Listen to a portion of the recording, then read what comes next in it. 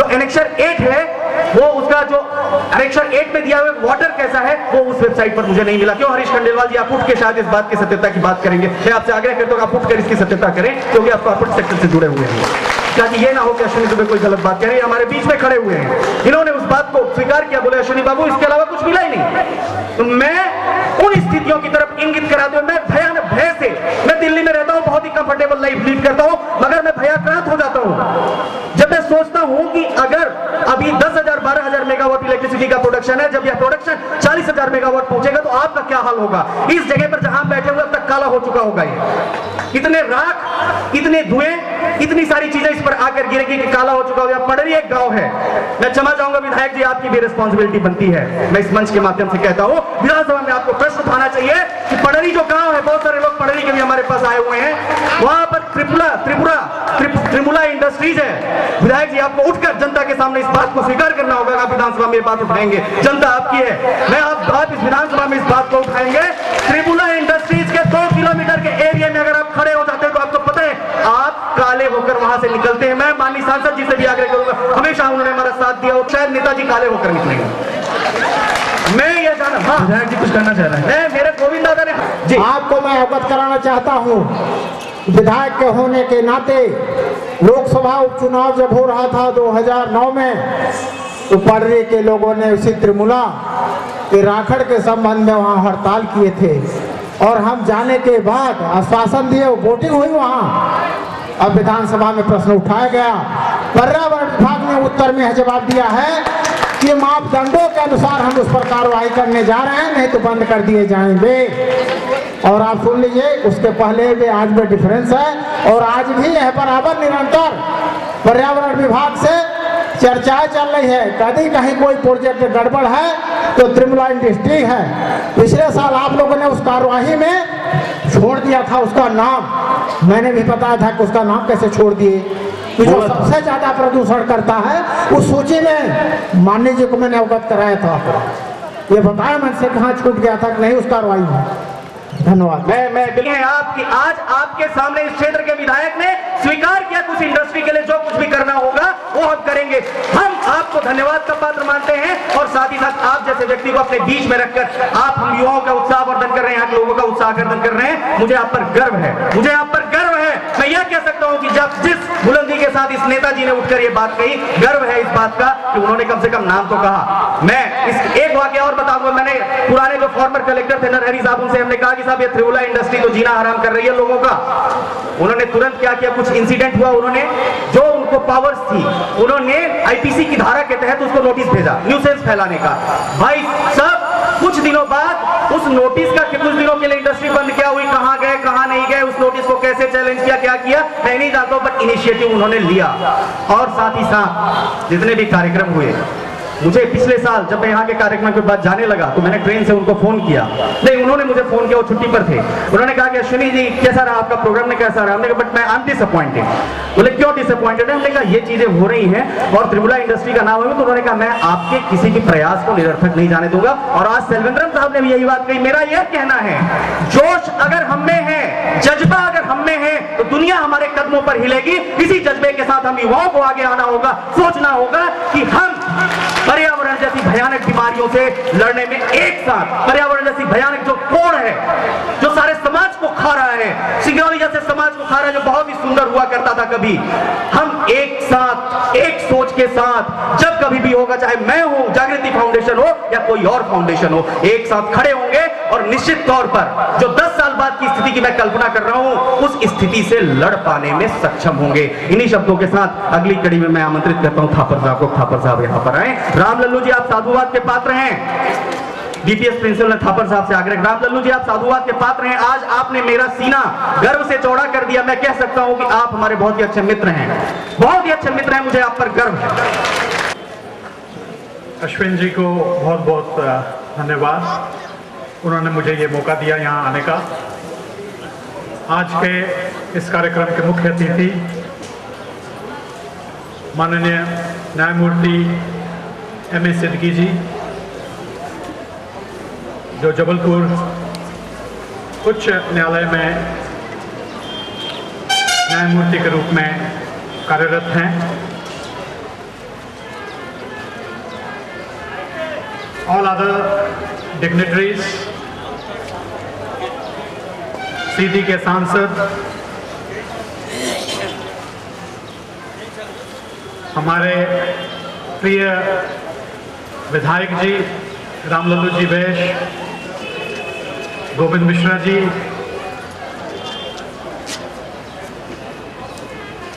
और जो विश्वविद्यालयों से फैकल्टी मेंबर्स और स्टूडेंट्स जो आए हैं,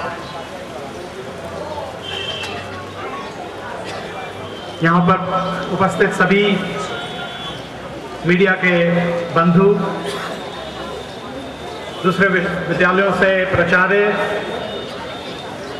students and all the citizens of Singrauli, I am motivated to share with you few things. एक फ्यूचरोलॉजिस्ट एल्फिन टॉफलर हैं जिन्होंने बहुत पहले 1972 में अपनी पहली किताब प्रस्तुत की थी फ्यूचर शॉक। उसमें जो स्टैटिस्टिक्स उन्होंने रखी हैं उसको अगर हम पढ़ें तो हम लोगों को एहसास होता है कि हम लोग इस जनरेशन में हम लोगों ने क्या प्रोग्रेस किया है। एल्फिन टॉफलर एक छोटा सा उदाहरण देते हुए कहते हैं कि अगर हम मान लें कि ह्यूमन के फॉर्म में अगर हम 1000वीं पीढ़ी हैं, if we are the 1000th generation in the form of human beings, वो कहते हैं कि 992 जनरेशन्स ने रिटन वर्ड नहीं देखा था, 996 जनरेशन्स ने कभी कोई अखबार नहीं पढ़ी थी। और इस तरह का डाटा जो है उन्होंने कलेक्ट करके उस किताब में जो रखा है वो वाकई में पढ़ने लायक है, शेयर करने के लायक है। और हमें पता चलता है कि हम इस जनरेशन में, जो आज की ये जो जनरेशन है, इसने जो विकास देखा है शायद आने वाली पीढ़ियां इतना विकास न देख पाए। डेवलपमेंट और होंगे निश्चित रूप से, लेकिन जो रेंज हम लोगों ने देखी है ये रेंज नहीं मिलेगी किसी जनरेशन को। क्योंकि मैं अपनी जनरेशन की अगर बात करूं तो मिट्टी के चूल्हों से निकल के हम आज माइक्रोवेव तक आ गए हैं, ये रेंज रही है हमारी। ढिबरी से निकल के आज हम फ्लोरोसेंट लाइट पे काम करते हैं अपना।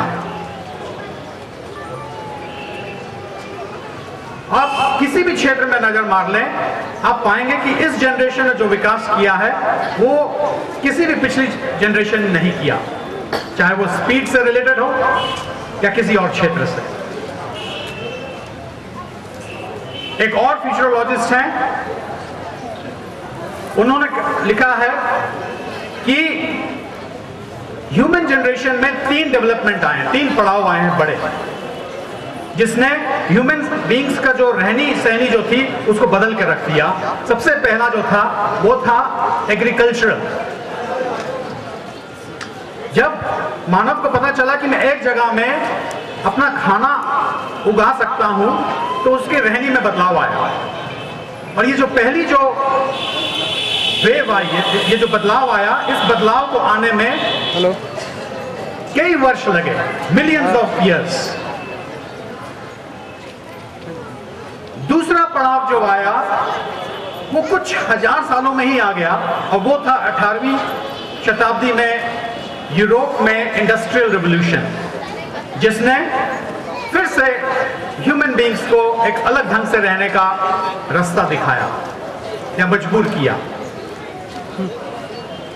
तो पहला पड़ाव जो आया वो उसको मिलियंस ऑफ ईयर्स लगे, दूसरे पड़ाव को कुछ 1000 साल, और उसके बाद तीसरा डेवलपमेंट जो आया वो टेक्नोलॉजी से रिलेटेड था, इंफॉर्मेशन से रिलेटेड था, उसको आते हुए महज 150 साल लगा। और आज हम लोग देखते हैं कि किस तरह से डेवलपमेंट हो रहा है। हर रोज अखबार उठाते हैं तो कुछ नई चीज हमें मिलती है।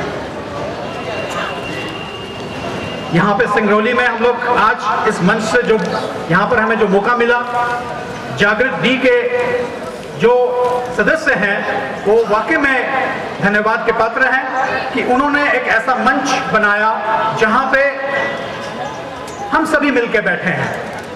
ये जो कार्यक्रम बच्चों ने प्रस्तुत किए, क्योंकि मैं एक एजुकेशनल इंस्टीट्यूट से जुड़ा हूं और हमारे यहाँ पर इस तरह के कार्यक्रम हफ्ते में कम से कम 3 बार होते हैं और एक एक कार्यक्रम को करने में उसमें क्या मेहनत लगती है, इस बात का एहसास मुझे है।